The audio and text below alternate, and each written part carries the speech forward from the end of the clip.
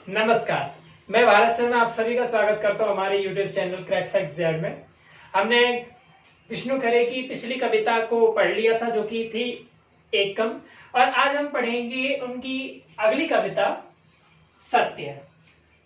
ये जो कविता है दार्शनिक नजरिए से अपना एक विशेष महत्व रखती है, और इस कविता में विष्णु खरे ने सामान्य भाषा शैली में एक गहन बात को कहा है। ठीक है, और वह गहन बात जानने से पूर्व हम इसकी गहराई में जाने से पूर्व, ठीक है, हम इसकी गहराई में जाने से पूर्व क्या करेंगे, सबसे पहले इसके बैकग्राउंड। अच्छा, किसी भी शास्त्र को जब हम प्रारंभ करते हैं, वस्तुतः कोई कविता हो चाहे कुछ भी हो, कोई शास्त्र हो, ठीक है, उसके पढ़ने से पूर्व उसको मतलब, क्योंकि हमने क्या पढ़ा था कि काव्य में रस होता है और रस की आत्मा, तो काव्य की आत्मा का दर्शन करने के लिए काव्य में जब हम प्रवेश करते हैं, ठीक है, तो उसको पढ़ने से पूर्व उसके बैकग्राउंड को जानना आवश्यक होता है।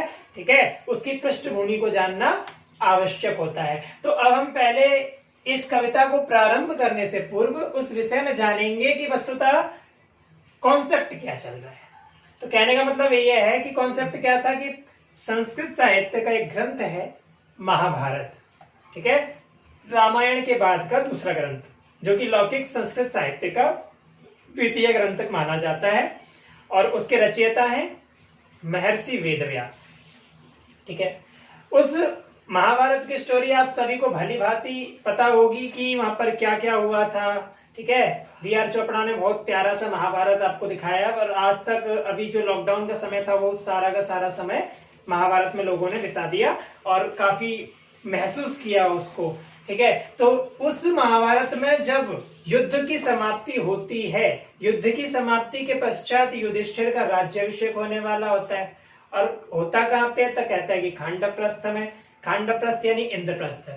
आपको भली बात ही पता होगा कि एक तक्षक नामक राजा मतलब नागों का राजा होता है, जिससे युद्ध करता है इंद्र। वो अर्जुन, और अर्जुन युद्ध करता है तो उसे गांडीव इत्यादि जो धनुष इत्यादि की प्राप्ति भी होती है इंद्रदेव के द्वारा। ठीक है, तो उसी खांडवप्रस्थ में जब वो जीतते हैं तो वहां पर इंद्रप्रस्थ नामक एक स्थान मतलब राज्याभिषेक होता है। इंद्रप्रस्थ नामक एक नया राज्य की स्थापना की जाती है पांडवों के द्वारा, और उसको करने के पश्चात जब वापस वो वनवास से युद्ध जीतते हैं, और युद्ध जीतने के बाद उस इंद्रप्रस्थ को यानी कि खांडवप्रस्थ को वो वापस ले लेते हैं, और वापस लेने के बाद होता क्या है, राज्य की पुनः स्थापना मतलब उस पर शासन करना अनिवार्य होता है। और अनिवार्य किसके लिए होता है, कहता है कि युधिष्ठिर के लिए होता है। अब ये जो युधिष्ठिर है, ठीक है, विचार कर लेता है कि हम, ठीक है, इस भूमि पर इससे पहले कभी किसी ने शासन नहीं किया, और हमारा शासन करने का जैसे समय आया था तो हमें वनवास हो गया था। ठीक है, और वनवास हो गया था तो क्या हुआ कि भाई हमें युद्ध की आवश्यकता पड़ी, युद्ध किया, और हम उसको जीतकर अब यहाँ दोबारा से उस समय में आए हैं जब हमें शासन करने के लिए लोगों की आवश्यकता पड़ेगी। और आप ध्यान देना बच्चे कि किसी भी राज्य में जब आप शासन करते हो, किसी राजा को देखते हो, तो उसका जो मंत्री होता है, ठीक है, वो मंत्री कैसा होना चाहिए, कहते हैं कि विद्वान होना चाहिए, नीतिज्ञ होना चाहिए। और वो जो नीतिज्ञ होना चाहिए, तो नीतिज्ञ कौन था वहां पर उस समय, तो कहते हैं कि उस समय केवल एक ही व्यक्ति था जो नीतिज्ञ था, वो था विदुर। ठीक है, अब जब वो विदुर है, लेकिन विदुर, क्योंकि विदुर का शासन काल लगभग पूरा हो चुका था, वे अब संन्यास लेने की ओर थे। क्यों, क्योंकि वे भ्राता किसके थे, पांडु के, धृतराष्ट्र के। धृतराष्ट्र के भ्राता थे, तो जाहिर सी बात है भाई दोनों भाइयों ने वनवास ले लिया, एक की मृत्यु हो गई और एक वनवास ले मतलब अब संन्यास में जा चुके हैं, तो फिर मेरा भी समय हो गया है। ठीक है, तो वो नीति, लेकिन युधिष्ठिर के सामने बड़ी समस्या थी कि अगर विदुर जैसा कोई व्यक्ति नहीं है तो मैं क्या करूंगा, मेरे पास अब मुझे संन्यास, क्योंकि मैं संपूर्ण, तो संसार में कोई भी व्यक्ति नहीं होता ना, तो संपूर्ण मैं भी नहीं हूं, तो मेरे को मुझे कौन ज्ञान देगा। ठीक है, तो इस चीज को लेकर के बड़े परेशान होते हैं, तो फिर वे भागने लग जाते हैं। कौन, कि भैया मैंने तुम्हें बता दिया कि ये तो जो है ऐसे ऐसे राज्य चलाओ और मौज करो, ठीक है, लेकिन अब मैं इस वक्त मुझे भी अब संन्यास की आवश्यकता, और विदुर भागना प्रारंभ कर देते हैं। अब जब विदुर प्रारंभ कर देते हैं भागना, तो उनके पीछे पीछे युधिष्ठिर भी भागना प्रारंभ कर देते हैं। अब जब युधिष्ठिर भागना प्रारंभ कर देते हैं तो दोनों में होड़ लग जाती है। ठीक है, कि भाई रुक जाओ, खूब दुखाते हैं। तो कहने का मतलब क्या है, अब हम समझते हैं कि क्या है जो विदुर है,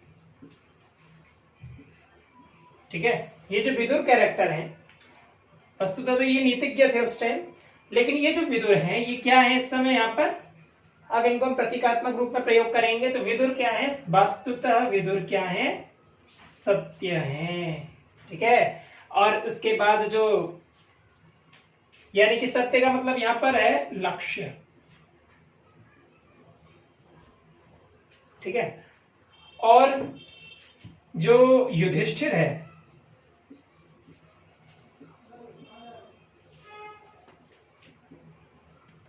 वो वस्तुतः क्या है, एक व्यक्ति नहीं है, वस्तु विशेष से मतलब समस्त संसार के जितने भी लोग उनको मान लो कि ये युधिष्ठिर है।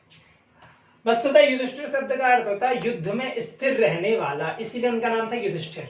लेकिन यहाँ पर युधिष्ठिर जो है वस्तुतः प्रतीकात्मक रूप में जब हम इनका प्रयोग करेंगे तो युधिष्ठिर का अभिप्राय क्या हो जाएगा कि समस्त संसार के जितने भी लोग हैं वे सभी, अब चाहे वो जानवर भी क्यों ना हो, इन सबका अपना अपना एक लक्ष्य होता है, ठीक है। और वो लक्ष्य क्या होता है कि उस लक्ष्य की प्राप्ति के लिए अगर मनुष्य पूर्णतया परिश्रम करता है, ठीक है, कोई नहीं कर पाता, हार मान जाता है। और यहाँ तक कि कई जानवर भी होते हैं, वे भी जानवरों के लिए तो फिक्स है, यदि वो परिश्रम करेंगे तब वह उस लक्ष्य को प्राप्त करेंगे, तब वह जी पाएंगे।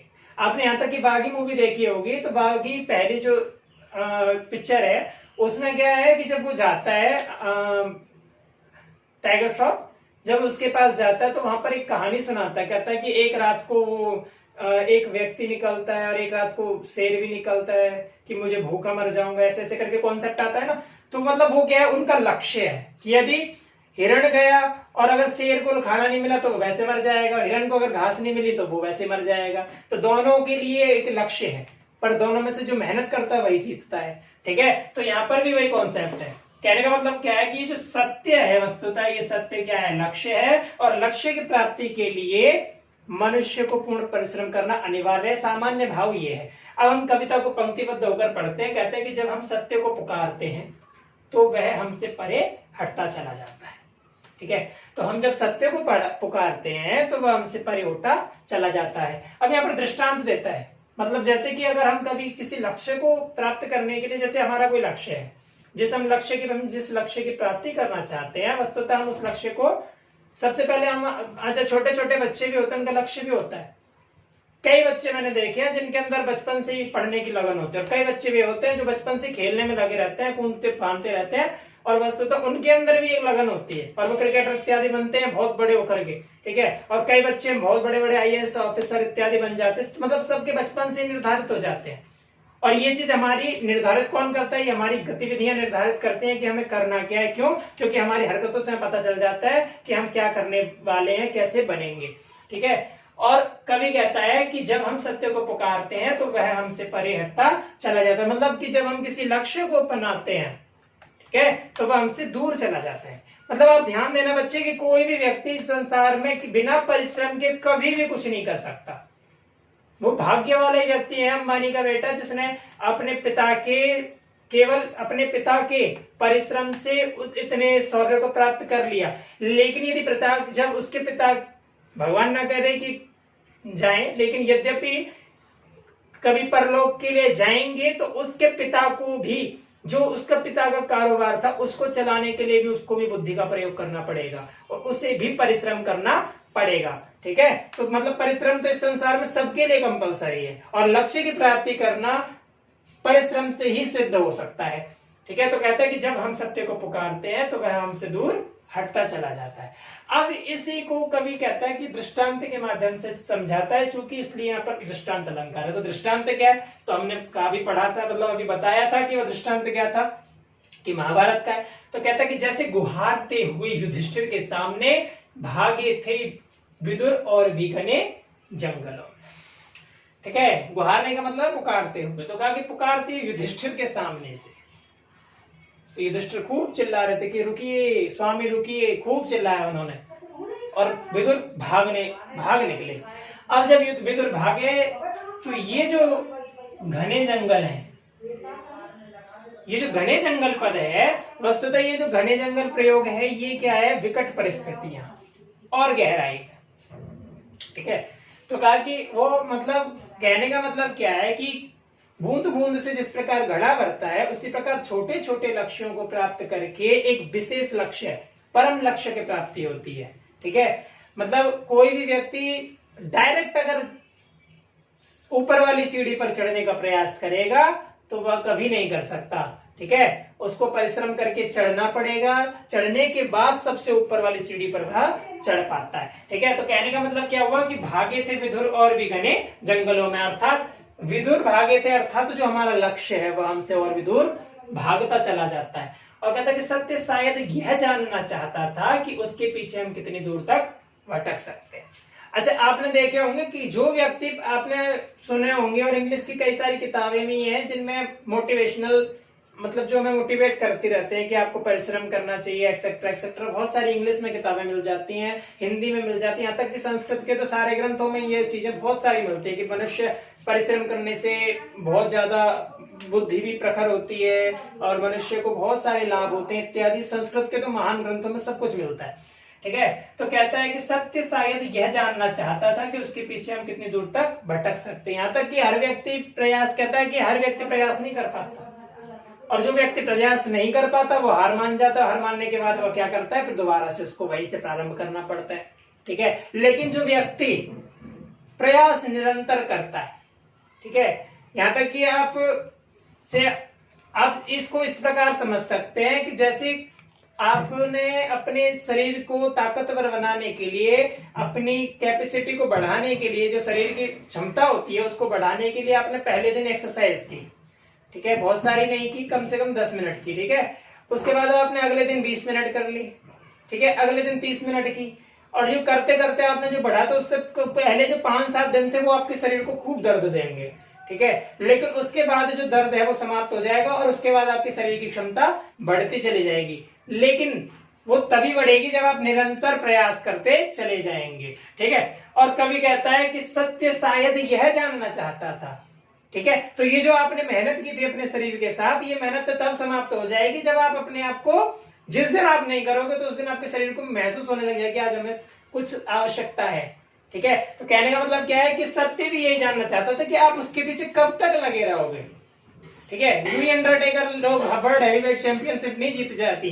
ठीक है, अंडरटेकर ने अपने जीवन में बहुत सारी मेहनतें की हैं, यहाँ तक कि हमारे जो पहलवान होते हैं जो कि ओलंपिक इत्यादि खेलते हैं वो बहुत मेहनत करते हैं। ठीक है, तो मतलब उस लक्ष्य की, उनका भी परम लक्ष्य क्या था कि ओलंपिक्स जीतना, तो ओलंपिक के लिए मेहनत की, अब ओलंपिक चले गए, उसके बाद कॉमनवेल्थ आ गए। तो कहने का मतलब क्या है कि हमारा जो लक्ष्य है वो एक निर्धारित नहीं होता, और जीवन में कोई एक विशेष लक्ष्य नहीं होता, परम लक्ष्य कोई भी हो सकता है। अब एक लक्ष्य की प्राप्ति करने के बाद भी मनुष्य का जो लक्ष्य है वह फिर परिवर्तित हो जाता है। ठीक है, यानी कि जीवन में मेहनत तो करनी ही करनी है। कवि कहता है कि उसके पीछे हम कितनी दूर तक भटक सकते हैं। कहने का अभिप्राय क्या है कि कवि के कहने का अभिप्राय ये है कि मतलब सत्य यह जानना चाहता है कि लक्ष्य यह जानना चाहता है कि हम उसके पीछे कितनी मेहनत कर सकते हैं, हम उसके पीछे कितनी दूर तक भाग सकते हैं। और वही आज दिल्ली यूनिवर्सिटी के डीन होते हैं, वही आजकल क्रिकेटर बन जाते हैं। हार्दिक पांड्या को आप सभी जानते होंगे। ठीक है, उसने आईपीएल में जो मेहनत की, सर आईपीएल में इतनी मेहनत की थी कि आज वो मुंबई इंडियंस के टॉप प्लेयरों में गिना जाता है। तो हर व्यक्ति अपनी श्रेष्ठता का कारण क्या होता है कि मेहनत करना। ठीक है, अब कहता है कि कभी दिखता है सत्य और कभी ओझल हो जाता है। कभी कहता है कि कभी तो दिखता है, आप जब कोई क्लास टेस्ट देते हैं तो वहां पर आपके पूरे में से पूरे नंबर आ जाते हैं, बड़े खुश हो जाते हैं कि हाँ भाई हम कुछ कर सकते हैं। ठीक है, लेकिन बाय द वे आपने उस टेस्ट के बाद, लेकिन यहाँ पर अहंकार का आना बड़ा कठिन हो जाता है। अगर आपको आपके पूरे 100 में से 100 नंबर, मतलब क्लास टेस्ट में आपके 15 नंबर भी आ गए या 20 में से भी आ गए, तो आप में अगर अहंकार आ गया तो वहां पर नाश हो जाएगा, वहां पर आप गिर जाएंगे। ठीक है, तो अहंकार नहीं आना चाहिए। तो कभी कहता है कि कभी सत्य दिखता है, कभी दिखता है सत्य और कभी ओझल हो जाता है। ठीक है, तो कभी ओझल हो जाने का मतलब क्या है कि आप जिस लक्ष्य की ओर बढ़ रहे थे तो आपको लगता है कि हाँ हम कर सकते हैं, लेकिन वो फिर वहां से भी गायब हो जाता है, फिर आप हार मानने लग जाते हैं धीरे धीरे। ठीक है, आप जब हार मानने लग जाते हैं, ठीक है, और हम कहते रह जाते हैं कि रुको यह हम है, ठीक है, हम ये कहते रह जाते हैं कि भाई रुक जा हम है, भले ही आपको कितना भी प्रेम करता है, मतलब कहने का मतलब क्या है कि युधिष्ठिर, अब यहाँ पर जैसे अब एग्जाम्पल फिर से देता है, दृष्टांत कहता है कि जैसे धर्मराज के बार बार दुहाई देने पर कि ठहर हे स्वामी विदुर, यह मैं हूं आपका सेवक कुंती नंदन युधिष्ठिर, वे नहीं ठिठकते, रुकते भी नहीं, एक क्षण भी नहीं रुकते हुए, क्या नहीं करते, तो कहता है कि जैसे धर्मराज युधिष्ठिर के बार बार दुहाई देने पर वो बार बार कहते हैं कि मैं युधिष्ठिर हूँ, आपका प्रिय हूँ, ठीक है, कुंती नंदन, कुंती का पुत्र हूँ इसलिए कुंती नंदन हूँ, रुकिए मेरे पास रुकिए, मैं आपको पीछे भाग रहा हूँ, ठीक है, वो खूब आवाजें लगाते हैं लेकिन वो नहीं रुकते, क्यों नहीं रुकते, कहता है कि कभी दिखता है सत्य और कभी ओझल हो जाता है, कि जिस प्रकार वहां पर युधिष्ठिर के बार बार रोकने पर भी, ठीक है, बार बार रोकने पर भी विदुर नहीं रुके थे, उसी प्रकार से कभी दिखता है सत्य और कभी ओझल हो जाता है, और हम कहते रह जाते हैं कि रुको यह हम है, अर्थात हम कभी भी लक्ष्य की प्राप्ति जब करने के लिए जाते हैं ना, तो रास्ते में मतलब कहने का मतलब क्या है कि जीवन में हमें कई बार ऐसे लम्हे हमारे जीवन में आते हैं कि हमें बहुत खुशी मिलती है, और वो जो खुशी होती है वस्तुतः होता क्या है, वो उस समय का क्षण भर का सत्य होता है कि हम इस समय बड़े प्रसन्न हैं, और बाद में वह समाप्त हो जाता है, ठीक है, और वो जो समाप्त हो जाता है तो हमें ऐसा लगता है कि अब हम, अच्छा कभी आपने देखा हो कि आपको रोटी बनानी जैसे नहीं आती, मम्मी पापा के सामने आप खूब रोटियां बना रहे हो, ठीक है, मम्मी पापा के सामने मतलब मन किया कि आज मम्मी हम खाना बनाएंगे आपके जैसा, ठीक है, आपने प्रयास किया और आप बनाने लगे, लेकिन वो कुछ अजीब से बन गए, पाकिस्तान इंडिया अफगानिस्तान के नक्शे बन गए वो रोटियां, ठीक है, वस्तुतः आपको बनाने का प्रयास आपने किया था, अब अगर आप यहीं पर हार मान जाओगे तो आप रोटियां फिर आप कभी जीवन में नहीं बना सकते,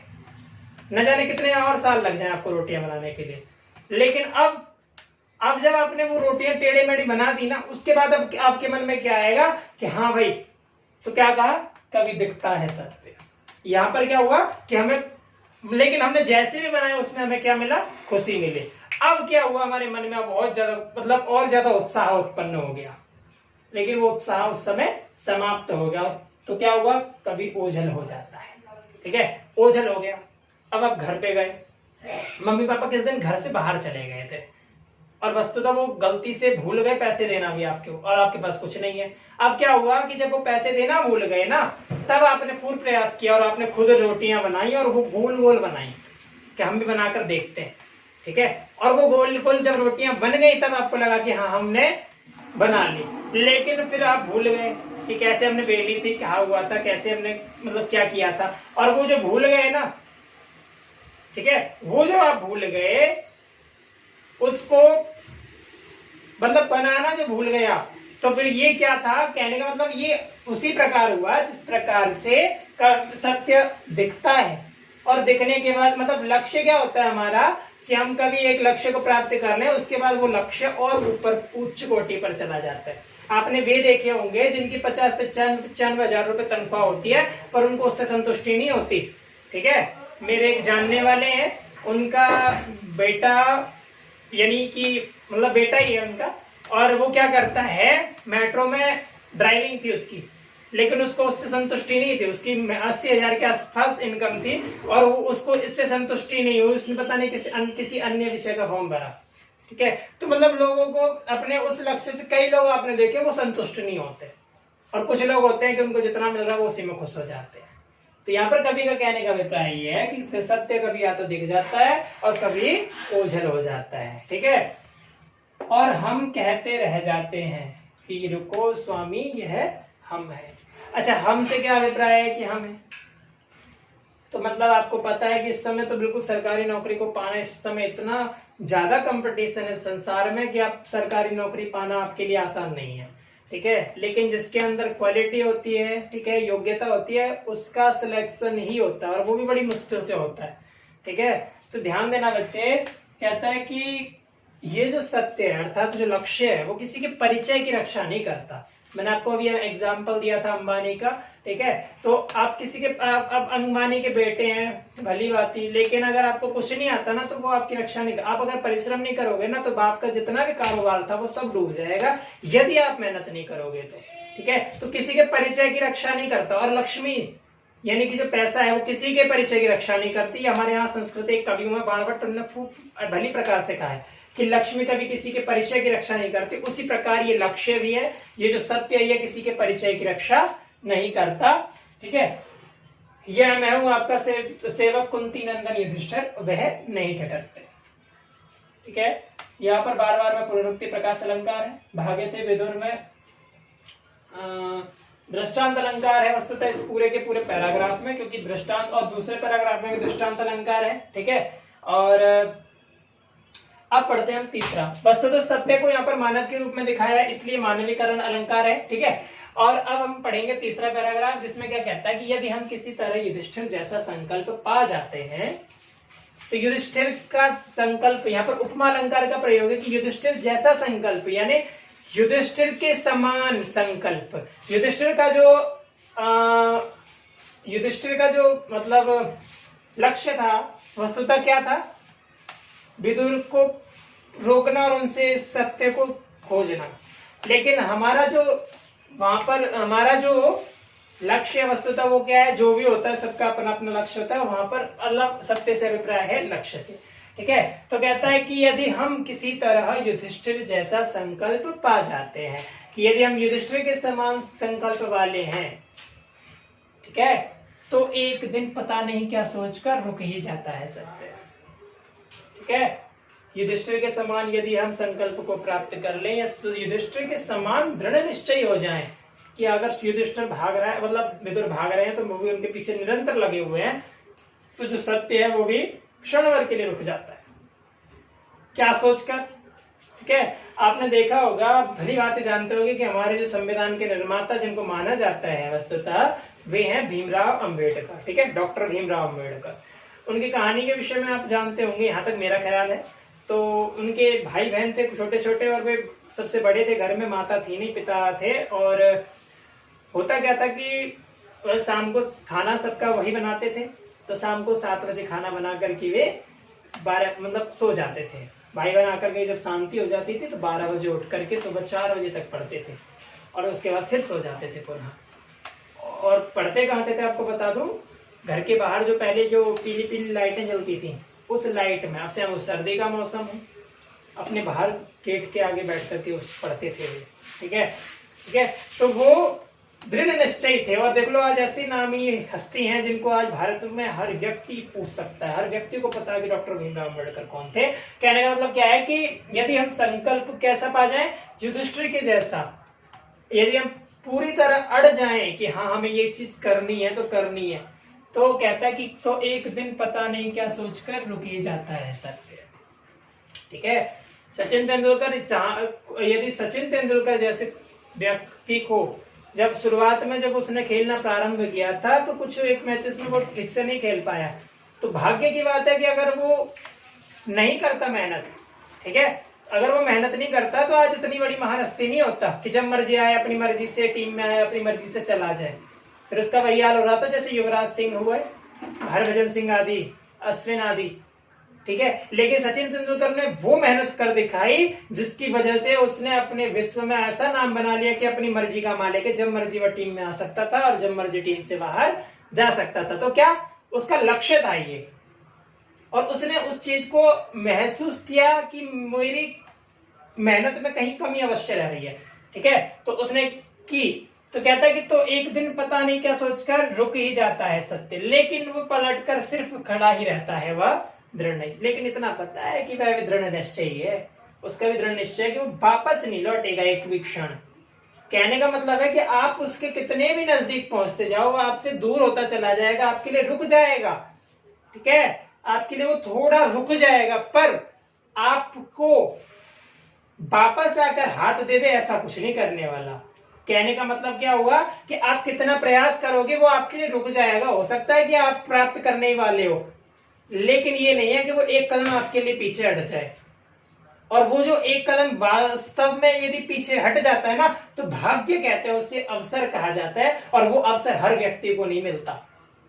ठीक है, अपनी कहीं और देखती दृष्टि से हमारी आंखों में देखता हुआ सा, कि मानो देख तो वो कहीं और रहा है, ठीक है, कहीं और देख रहा है, लेकिन ऐसे प्रतीत हो रहा है कि जैसे मानो हमको देख रहा है। क्यों? अब इसको इस प्रकार ले सकते हो कि एक पोजीशन है जो खाली पड़ी है, ठीक है, और वस्तुतः उसका नाम क्या है? सत्य, और वो 5-7 लोगों का लक्ष्य है, ठीक है, और 5-7 लोग का मतलब क्या हुआ कि उसमें से किसी एक गरीब घर का भी है जो बहुत मेहनत करता है, उनमें से कोई एक है जिसके पास बहुत सारा पैसा है लेकिन फिर भी उसको चाहिए, और बहुत सारे लोग ऐसे हैं जो 4-5 हैं ऐसे करके, ठीक है, और एक पोजीशन है जो कि दिल्ली यूनिवर्सिटी का एक प्रोफेसर है, अडॉक प्रोफेसर है, ठीक है, या फिर किसी स्कूल का जो गवर्नमेंट स्कूल है उसकी एक संस्कृत की सीट है, या किसी हिंदी या मैथ इत्यादि की कोई भी एक सीट है, और उसमें फीस मतलब उसको प्राप्त करने के लिए 5-7 लोग बहुत मेहनत कर रहे हैं। उनमें से सबसे ज्यादा जो मेहनती व्यक्ति है वो बहुत मेहनत कर रहा है, लेकिन क्या होता है कि सत्य उसके लिए खड़ा है, ठीक है, और वो सबसे ज्यादा तेज है। क्यों? क्योंकि वो मेहनत कर रहा है, निरंतर मेहनत कर रहा है। उनमें से जो 4-5 थे वो आराम भी कर लेते थोड़ी देर, ठीक है, थोड़ी देर आराम कर लिया, थोड़ी देर लूडो खेल ली, थोड़ी देर क्रिकेट खेल लिया, या थोड़ी देर गेम खेल लिया, पबजी आजकल बहुत पॉपुलर गेम है वो खेल लिया, ठीक है, लेकिन वो व्यक्ति निरंतर मेहनत कर रहा है, तो जाहिर सी बात है, और वो वस्तुतः बाद में वही बन जाता है। अब बनने के बाद क्या हुआ, बहुत मेहनत जब उसने की तो उसको उसका परिणाम मिल गया, तो वो जो सत्य था वो वहां पर रुका हुआ था, लेकिन उसने वापसी नहीं की, भाग्य की बात थी उसकी कि उसको मिल गई, ठीक है, लेकिन हर व्यक्ति, और कई बार क्या होता है कि हम मेहनत कर लेते हैं, लेकिन मेहनत करने के बाद हमको बहुत ज्यादा सब्र करना पड़ता है, विश्राम करना पड़ता है, बहुत मेहनत करने के बाद भी हमको प्रतीक्षा करनी पड़ती है, ठीक है, और प्रतीक्षा के बाद अगर हमें नौकरी मिल जाती है तो बहुत सुकून सा मिलता है कि हाँ हमें बहुत कुछ प्राप्त हो गया। क्यों? क्योंकि जो सब्र के बाद जो फल मिलता है वो बहुत मीठा होता है, ठीक है, कहता है कि दृढ़ निश्चय है, लेकिन वो जो सत्य है वस्तुतः वो कैसा है? वो दृढ़ निश्चय वाला है, वो कभी लौटकर आपको वापस नहीं कर सकता, ठीक है, अपनी कहीं और देखती दृष्टि से हमारी आंखों में देखता हुआ सा। देख, वो 5 लोग थे, मैंने क्या ये एग्जांपल इसलिए दिया था कि 5-7 लोग थे, तो 5-7 को देख रहा था, और 5-7 को देख रहा है इसका मतलब आपको भी देख रहा है। अब वो देख किसको रहा है कि जो मेहनत करेगा वो मुझे प्राप्त कर लेगा। तो जो व्यक्ति मेहनत कर रहा था, जो सबसे ज्यादा पढ़ रहा था, जिसने सबसे ज्यादा मेहनत की, उस व्यक्ति को उसने प्राप्त कर लिया, उस लक्ष्य को उसने प्राप्त कर लिया। अंतिम बार देखता सा लगता है वह हमें। अब ऐसा लगता है कि कहीं हम मेहनत कर रहे हैं, लेकिन हमें कहीं ऐसा ना हो कि हमारे हाथ में ना आए, हमें ना मिल पाए, ठीक है ना, हमारे हाथ में ना आ पाए। बहुत मेहनत कर रहा है फिर भी उसको डर लगता है कहीं मिलेगी। भाई कई लोगों का आपने सुना होगा, हर क्या विचार है, कह रहे मेहनत कर रहे हैं, जो होगा देखा जाएगा, नाथ भरोसे छोड़ दिया। कई लोग ऐसा संसार में विचार करते हैं कि हम लोग मेहनत कर्म करते हैं लेकिन फल की चिंता नहीं करते। वैसा ये भगवत गीता का सिद्धांत है भगवान श्री कृष्ण का। कहता है कि अंतिम बार देखता सा लगता है वह हमें, तो कहता है ऐसा लगता है जैसे लास्ट अंतिम बार दिखाई दे रहा हो। वस्तुतः होता है लेकिन वो ओझल हो जाए, क्योंकि यहाँ पर हमने प्रयोग किया था ओझल भी हो जाता है। तो वहां पर कहने का मतलब क्या है कि वो हमें अंतिम बार देख रहा है, इसका मतलब हो सकता है ओझल भी हो जाए और लौट के हमें मिल भी सकता है, और हमें और उसमें से उसी का हल्का सा प्रकाश जैसे आकर समा जाता है हमें। अब जो हल्का सा प्रकाश का मतलब ये नहीं है कि वहां से कोई प्रकाश आया लक्ष्य से और हमें समा गया। ये सब प्रकाश क्या है कि जब हमें चांसेस नजर आने लग जाते हैं ना, वस्तुतः वही प्रकाश है और वो हमारे अंदर समा जाता है। कहने का मतलब क्या है कि जब हमें आसार नजर आने लग जाते हैं, आसार कैसे नजर आने लग जाते हैं कि हम सरकारी नौकरी के जल्दी दावेदार होने वाले हैं, इसका अभिप्राय क्या है? तो कहने का मतलब क्या है कि जब हमें पता चलने लग जाता है कि जब हम सुनते हैं टेलीविजन में कि कल इतने लोगों ने इतना किया, जब हम किसी और को देखते हैं ना कि इसने मतलब उसको ये हो गया, उसको ये मिला, उसको मतलब सरकारी नौकरी मिल गई वगैरह वगैरह, बहुत सारी मेहनत की बच्चों ने, टेलीविजन में समाचार वाले खूब दिखाते हैं, ठीक है। तो जब उनको देखते हैं ना तो हम अपने आप को समझने लग जाते हैं कि हमारे अंदर वीर रस का संचार होता है। मैंने रस पढ़ाए थे, तो उसको देखने से हमारे को अपने अंदर भी रस का संचार हो जाता है, वीर रस का, कि हम भी मेहनत कर रहे हैं कि ऐसे एक दिन हमारा भी टीवी पर नाम आएगा, हमको भी लोग कहेंगे हमें भी सरकारी नौकरी मिल जाएगी। तो कहने का मतलब क्या है कि और उसमें से मतलब उस व्यक्ति को जो चीज मिली है, उस व्यक्ति को जो चीज मिल रही है, उस व्यक्ति को मिलने के बाद अब हम में भी मानो अपने लक्ष्य में से मानो हमें भी एक प्रकाश आ गया है और अब हमें और भी ज्यादा जागरूकता आ गई है, मन में एक और उत्साह उत्पन्न हो गया है कि अब हम और भी पढ़ेंगे और मेहनत करेंगे, जिससे कि जल्दी से अपने लक्ष्य को प्राप्त कर लें, उस सत्य को प्राप्त कर लें। ठीक है, यहाँ पर उपमा अलंकार का प्रयोग है। ठीक है, और यहाँ पर देखती दृष्टि में अनुप्रास अलंकार का प्रयोग है और उसमें से उसी का में अनुप्रास अलंकार का, यहाँ पर भी मानवीकरण अलंकार का प्रयोग है। हमने अभी पढ़ा था कि हम में प्रकाश आकर के समा जाता है। ठीक है, अब कहता है कि जैसे समी वृक्ष के तने से टिककर, तो प्रकाश कैसे आता है, तो उसके विषय में कहता है कि जैसे समी वृक्ष के तने से टिककर न पहचानने में पहचानते हुए विदुर ने धर्मराज को निर्निमेष देखा था अंतिम बार। अब यहाँ पर कवि कहता है कि जैसे समी वृक्ष के तने से टिककर, यहाँ पर दृष्टांत देते हुए चल रहे हैं, हर पैराग्राफ में दृष्टांत अलंकार का प्रयोग कवि ने पूर्णतया किया है। ठीक है, तो कहता है कि अब यहाँ पर दृष्टांत कहता है कि कैसे, तो कहता है कि इस प्रकार के, जैसे जिस प्रकार समी वृक्ष के तने से टिक करके, ठीक है, समी का एक वृक्ष है, उस वृक्ष के तने से टिक करके, तने का मतलब क्या होता है कि पेड़ के किनारे, मतलब पेड़ के किनारे खड़े होकर के या पेड़ पर टिक करके न पहचानने में पहचानते हुए विदुर ने धर्मराज को, कि जानते हुए भी न जानने जैसा व्यवहार करते हुए। ठीक है, कि मैं जानता हूं कि कौन है। ठीक है, वस्तुतः वो जानते थे कि युधिष्ठिर उनका वो है, मतलब पौत्र ही है। ठीक है, लेकिन सॉरी पुत्र है। ठीक है, क्योंकि पुत्र धृतराष्ट्र का, पांडु का, और ये तीनों भाई थे तो पुत्र लगेगा ना, वैसे भतीजा था। तो कहता है कि जानते थे, तो जानने में भी, जानते हुए भी न पहचानने जैसा उन्होंने व्यवहार किया। कहता कि न पहचानने में पहचानते हुए विदुर ने धर्मराज को निर्निमेष देखा था अंतिम बार। ठीक है, तो कहने का मतलब क्या है कि वह रुके और समी के वृक्ष के तने पर टिक गए और टिक करके निरंतर पलक बिना झपके, निर्निमेष बिना पलक झपके देखते रहे। ठीक है, और अंतिम बार देखा था उसके बाद, और वो वहां से ओझल हो गए वस्तुतः, और उनमें से उनका आलोक धीरे धीरे आगे बढ़कर मिल गया था युधिष्ठिर में। ठीक है, क्या हुआ था, उनमें से उनका आलोक माने एक छोटा सा प्रकाश है, उनका प्रकाश धीरे धीरे आगे बढ़ा। जब वो पलक झपक के बिना जब देख रहे थे तो उनमें से एक प्रकाश उत्पन्न हुआ जो कि धीरे धीरे आगे बढ़ा और युधिष्ठिर में आकर के मिल गया। भाव क्या है कि अब उसके बाद कहता है कि सिर झुकाए निराश लौटते हैं हम। अब कवि अपनी बात कहा जाता है, कहता है कि सिर झुकाए निराश लौटते हैं हम। कैसे लौटते हैं, तो कहा कि सत्य हम अंत तक हमसे कुछ नहीं बोला। ठीक है, सत्य हमसे अंत तक कुछ नहीं बोला। कैसे, कि जिस प्रकार से केवल धर्मराज को देखते रहे और उनमें से प्रकाश तक तो उनके अंदर आता हुआ नजर आया, लेकिन वो उससे एक भी क्षण एक भी शब्द नहीं बोले। ठीक है, और कहता है कि सत्य अंत तक हमसे कुछ नहीं बोला, हाँ हमने उसके आकार से निकलता वह प्रकाश का पुंज देखा था हम तक आता हुआ।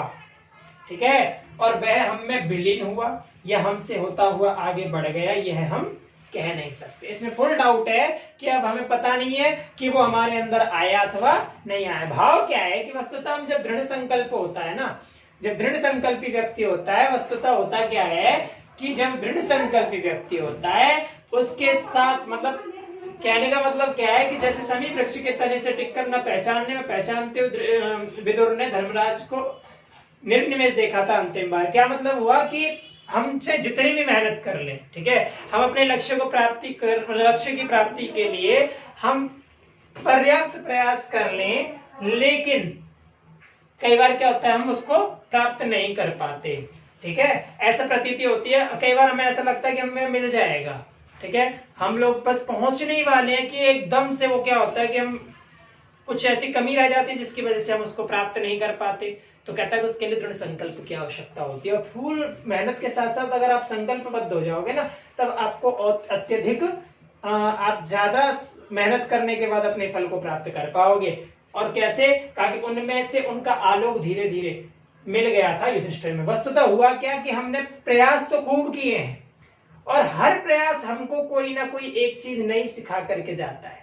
ठीक है, कहने का मतलब क्या है कि कूट कूट के मतलब व्यक्ति फौलाद बनता है। आपने सुनी होगी यह कहावत कि जब पिटाई ज्यादा होती है तो बच्चे बेशरम हो जाते हैं, है ना, इसलिए बच्चों को मारना नहीं चाहिए। सेम उसी प्रकार से कि जब सोने को ज्यादा पकाया जाता है तो वो कुंदन बन जाता है और मूल्य में भी अत्यधिक बढ़ जाता है। तो कहने का मतलब क्या है कि जब हम पराजित होते चले जाते हैं ना तो बार बार हमें उसके प्रति भावना जग जाती है कि अब हम और मेहनत करेंगे और एक दिन हम लक्ष्य को प्राप्त करेंगे। लेकिन उससे क्या होता है, वो जो नैराश्य भाव होता है, जब हम किसी चीज को प्राप्त करने वाले होते हैं और वो चीज हमारे हाथ से आती आती छूट जाती है तो उससे हमारे अंदर पहले नैराश्य भाव उत्पन्न होता है। नैराश्य मतलब हम निराश हो जाते हैं और जब हम निराश हो जाते हैं तो घर जाते हैं। घर जाने के बाद हम सारा गुस्सा उतार देते हैं या फिर हम शांत मन से सोचते कि हमारे कहाँ कमी रह गई थी जिसकी वजह से हमें प्राप्ति होते होते रह गई, और उस प्राप्ति को करने के लिए फिर हम क्या करते हैं, तो वो जो नैराश्य सिर झुकाए निराश लौटते हैं, हमका मतलब क्या हुआ कि हम निराश लौट आते हैं और उसके बाद फिर हम मेहनत करते हैं। कहा कि अंत, लेकिन विचार क्या करते हैं, जो हमने कहा कि विचार करते हैं कि हमसे क्या कमी रह गई, वो ये थी कि हाँ हमने उसके आकार कि सत्य अंत तक हमसे कुछ नहीं बोला। ठीक है, कि अर्थात हमारे यहाँ पर कोई कमी अवश्य रह गई जिसकी वजह से हम अपने लक्ष्य को प्राप्त नहीं कर पाए। हाँ, हमने उसके आकार से निकलता वह प्रकाश पुंज देखा था हम तक आता हुआ, कि मतलब लगा था कि हम पहुंचने वाले हैं, परंतु कहाँ कमी रह गई। अब कमी की वजह से वो किसी अन्य को मिल गया। हमने पिछले पैराग्राफ में बात की थी कि 5-7 लोग हैं जो बहुत मेहनत कर रहे हैं और कोई पद खाली है जिसको वह प्राप्त करना चाहते हैं। तो जो व्यक्ति पूर्णतया मेहनत कर रहा है और उनमें से एक व्यक्ति उससे थोड़ी मेहनत कर रहा है, बाकी सारे मौज ले रहे हैं। ठीक है, तो क्या है कि जिसको जो मेहनत कर रहा था उसे मिल गया, लेकिन जो दूसरा व्यक्ति जो मेहनत कर रहा था उस व्यक्ति की मेहनत में थोड़ी कमी रह गई, तो उसे ऐसा प्रतीत हुआ था कि वह पद उसको मिलने वाला हो, लेकिन वह उसको नहीं मिला। तो वो निराश लौटा कि आज भी मुझे मैं सिलेक्ट नहीं हुआ। तो कहा कि हम अपने हमने उसके आकार से निकलता वह प्रकाश पुंज देखा था, कि देखा था कि हम अपने लक्ष्य को प्राप्त करने की कोशिश में हैं और हमें लक्ष्य प्राप्ति हो रही है, लेकिन वो धीरे धीरे कुछ परिवर्तित हो गया और उसका परिणाम क्या हुआ कि किसी अन्य को मिल गया। कहता कि वह हम में विलीन हुआ या हमसे होता हुआ आगे बढ़ गया, ये हम कह नहीं सकते। इसमें संदेह था कि हमारी कोई कमी रही होगी जिसकी वजह से वह हमें मिला नहीं। ठीक है, हम में विलीन हो गया का मतलब क्या हुआ कि प्रकाश की मतलब हमें अब हमारे अंदर एक और चेतना जगी कि हमारी जो मेहनत है ना उसमें थोड़ी सी कमी रह रही है, अर्थात हमें पूरा मिल जाता। ठीक है, और वो जो मेहनत है वो जो हमें मिला, ठीक है, अब हम खुद कंफ्यूज हो जाते हैं कि कई बार की हो सकता है, कई बार हम संदेह में भी रह जाते हैं कि यार हमने इतनी मेहनत की, हो सकता है कि भाग्य ने साथ नहीं दिया हो। ठीक है, और कई बार हम संदेह में रह जाते हैं कि हो सकता है हमसे मेहनत ना हो, कुछ कमी रह गई। ठीक है, तो ये चीज है। तो इस वजह से हम जब संदेह में रह जाते हैं तो कहता है कि हम में विलीन हुआ था या हमसे होता हुआ आगे बढ़ गया, ये पता ही नहीं चला। कहने का मतलब क्या है कि हमने कुछ कमी छोड़ दी या फिर हमें हमारा भाग्य ही खराब था। कहने का अभिप्राय यह है। अब कहता है ना तो हम में कोई स्फुरण हुआ है, ना ही कोई ज्वर हुआ। अच्छा, जो प्रकाश हम में अंदर समाया था, जो हमारे अंदर स्फुरण हुआ था, कहने का मतलब क्या था कि जो हमारे अंदर उत्पन्न हुआ था, जो विलीन हुआ था, ठीक है, किसमें से, विदुर से, जो हमारे अंदर उत्पन्न हुआ था, जो प्रकाश हमारे अंदर उनके अंदर से आया था, जो हमें लगा था कि हमारे अंदर है या फिर हमसे होता हुआ चला गया, वो कहता है कि ना तो हम में कोई स्फुरण हुआ।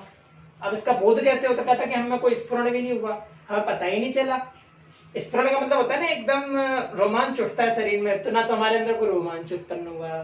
ठीक है, जो हमारे शरीर का तापमान होता है वास्तविकता जैसे है वो वैसा का वैसा ही है। तो कहता है कि ना हमें कोई बुखार इत्यादि जैसे ज्वर होता है, ना हमारा शरीर जो है वो गर्म हुआ, किंतु शेष सारे जीवन हम यह सोचते रह जाते हैं कि कैसे जाने कि सत्य का वह प्रतिबिंब हम में समाया या नहीं। अब यहाँ पर कवि का भाव क्या है कि वस्तुतः हम किसी भी कार्य को करने के लिए जब हम मेहनत करते हैं, ठीक है, जब हम अपनी लक्ष्य प्राप्ति के लिए मेहनत करते हैं, लेकिन हम बार बार परास्त हो जाते हैं, और यद्यपि हम किसी लक्ष्य को प्राप्त कर भी लें तो उसके बाद फिर हमारे मन में संशय बना रहता है कि क्या हम इस पद के लायक हैं, क्या हम इससे और ऊपर कुछ नहीं कर सकते। तो कहने का मतलब है कि कैसे जाने कि सत्य का वह प्रतिबिंब हम में समाया या नहीं। ठीक है, हमारे अंदर जैसे हमने किसी को, अब क्या है कि हमारे मनुष्य की जो मानसिक स्थिति होती है उसका अभिप्राय क्या होता है कि वस्तुतः होता क्या है कि कोई भी व्यक्ति, ठीक है, कोई भी व्यक्ति संसार में किसी अन्य को जब ऊपर उठता देखता है ना, तो क्षण भर के लिए उस प्रकाश से मतलब वो कोई कार्य कर रहा है, कोई नया व्यक्ति कोई एक नया कार्य करता है, तो हमारे अंदर क्या होता है, एकदम से जागृत चेतना उत्पन्न हो जाती है कि काश हम भी क्रिकेटर होते, किसी को फाइट लड़ते देखते कि काश हम भी फाइटर होते हैं। ठीक है, तो कहने का मतलब क्या है कि कैसे जाने कि सत्य का वह प्रतिबिंब हम में समाया या नहीं। कहने का मतलब है कि हमारा लक्ष्य जो हम खुद संदेह में है कि जो हम लक्ष्य जिसको हमने प्राप्त किया है मेहनत करके, क्या वस्तुतः वो हमारा लक्ष्य है, क्या हम में समाया है। हमने जो परिणाम, जिस परिणाम की प्रतीक्षा की थी, जिस परिणाम की आकांक्षा थी हमारे मन में, क्या वह परिणाम हमें पूर्णतः मिला है। तो उसके बाद कहता है कि हमारी आत्मा में कभी दमक उठता है, एकदम फिर से प्रकाश उत्पन्न हो जाता है। आपने कभी देखा होगा कि आपको बड़ी खुशी मिलती है, एकदम आप कई बार खुश होते हैं और आपको पता ही नहीं चलता हम क्यों खुश हैं। कई बार ऐसा होता है जीवन में कि हम बहुत खुश होते हैं लेकिन हमें ये नहीं पता होता कि हम खुश क्यों हैं। ठीक है, और क्या वह उसी का छुअन है। तो जो खुशी है क्या वस्तु तो वही सत्य है। तो कहता है कि क्षण भर के लिए जो खुशी हमें मिली है क्या वह सत्य है। ठीक है, क्या उसी की छुअन है। जैसे विदुर कहना चाहते हो वही बता सकते थे। ठीक है, तो विदुर जो कहना चाहते तो वही बता सकते। ये कौन सोच रहा है, कहता है युधिष्ठिर, इतना मुझे भगाया है वस्तुतः अपने लक्ष्य के पीछे, क्या वास्तव में विदुर मुझे बता नहीं सकते थे। यदि चाहते तो वही बता देते कि वस्तुतः सत्य क्या है, क्या लक्ष्य है, मुझे क्या करना चाहिए, लेकिन उन्होंने कुछ नहीं बताया। तो कहा कि सोचा होगा माथे के साथ अपना मुकुट नीचा किए युधिष्ठिर ने खांडवप्रस्थ से इंद्रप्रस्थ लौटते हुए। ठीक है, कि अब जब युधिष्ठिर में उनका पुंज, प्रकाश पुंज जब वो निर्निमेष देख रहे थे, तो वह प्रकाश पुंज उनके अंदर जब समाया, समाने के पश्चात हुआ क्या, वह लुप्त हो गए। और जब वो लुप्त हो गए तब वहां से युधिष्ठिर वापस आने लगे, और वापस आने के बाद क्या हुआ, सिर झुकाए हुए थे और सोचते रहे कि क्या वास्तव में ये बता नहीं सकते। पहले तो वो संशय में थे कि हम में समाया या नहीं।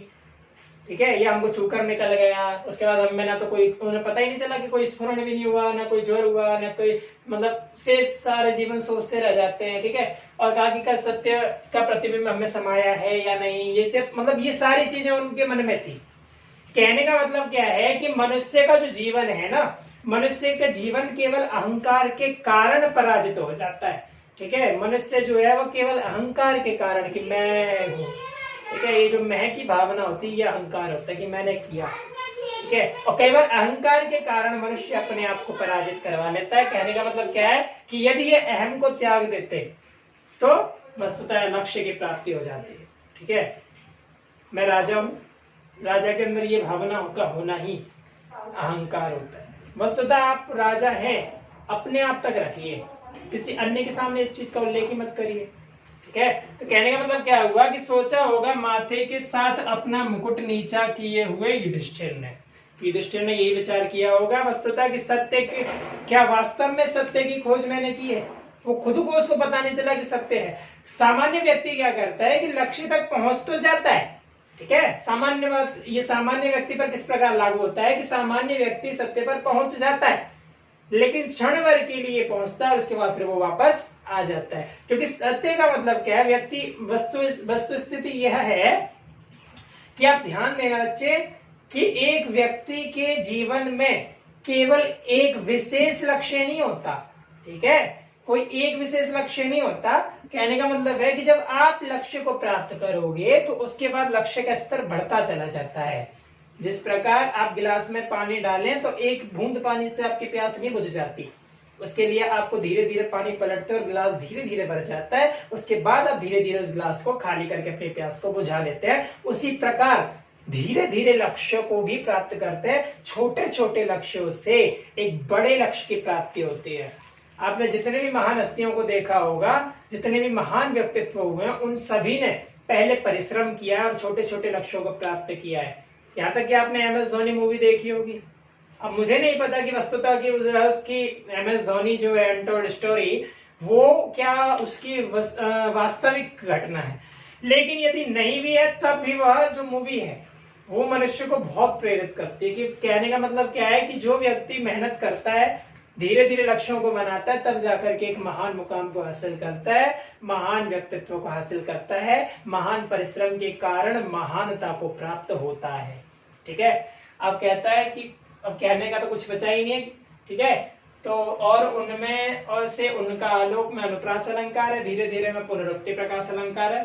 ठीक है, हाँ हमने में अनुप्रास अलंकार है, उसके आधार में उसके आकार में अनुप्रास अलंकार है, हमसे होता हुआ में अनुप्रास अलंकार है। और वस्तुतः यहाँ पर इस पंक्ति में कि वह हम में विलीन हुआ या हमसे होता हुआ आगे बढ़ गया, कि हम कह नहीं सकते में संदेह अलंकार है। ठीक है, और बाकी इस पूरे पैराग्राफ में दृष्टांत अलंकार है, क्योंकि यहाँ पर सारे चारों पैराग्राफ में उसने दृष्टांत देकर के कवि ने समझाया है। किसे? कविता को। ठीक है, कि सत्य वस्तुतः हमारे जीवन का आधार है, जो कि हमारे पास क्षण भर के लिए आता है। धन्यवाद।